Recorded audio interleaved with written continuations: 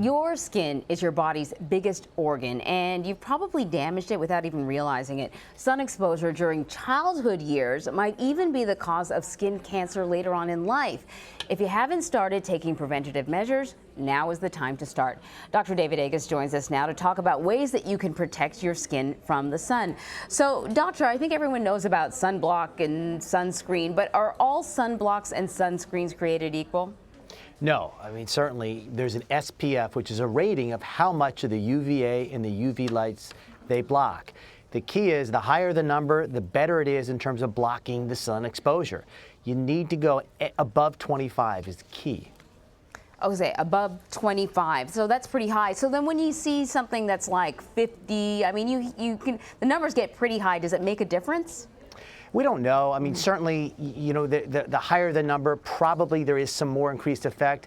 There's some data that it's not as linear, that 25 isn't half as good as 50, isn't half as good as something higher. But clearly, you just need a higher number. And I think the best advice by far is wear long sleeves. Stay out of the sun. The sun is not good for your skin. Okay, what about these UV protective clothing lines you hear about? Does that work as well? Well, any thick cotton is going to protect you from the sun. Some of the thinner allow some UV radiation through, so you want that UV protection on it. So either one of those are great. So when it comes to overall health, though, how concerned should we be about skin cancer? Well, skin cancer is the most common cancer in the United States. One blistering sunburn as a child doubles your rate of melanoma later in life. So many of us were exposed as a child. Many of us got sunburns, and so we have to be aware of it. Skin cancer is one of those cancers that you catch early, you just cut it out, and it's over. You miss it or you wait a while, bad things can happen. You know, sometimes I talk to people and they say, hey, listen, I don't tan, I burn, and then after I burn, I sort of like settle into something that's more looking like a tan. Like that's part of their strategy when they go out in the sun. Is there a limit on the number of sunburns you can have? Well, every one increases your damage later in life.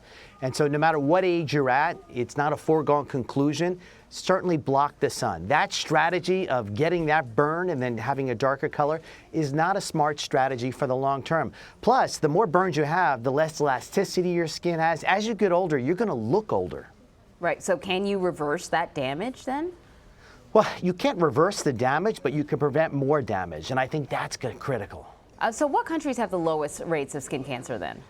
So it's interesting. There are countries in Africa, in Asia, and Middle East that are dramatically lower skin cancer rate than ours. Part of it is cultural, in that in those cultures, actually in some of them, as having a very pale skin is viewed on as a positive sign, whereas we promote the bronze. Right. Some of those cultures, they cover up their face with clothing so that they're less exposed. And some of it is genetics, but clearly in our country, we're one of the highest. That is not good to hear, but you're giving us some very good advice. Dr. David Agus, thank you very much. Thank you.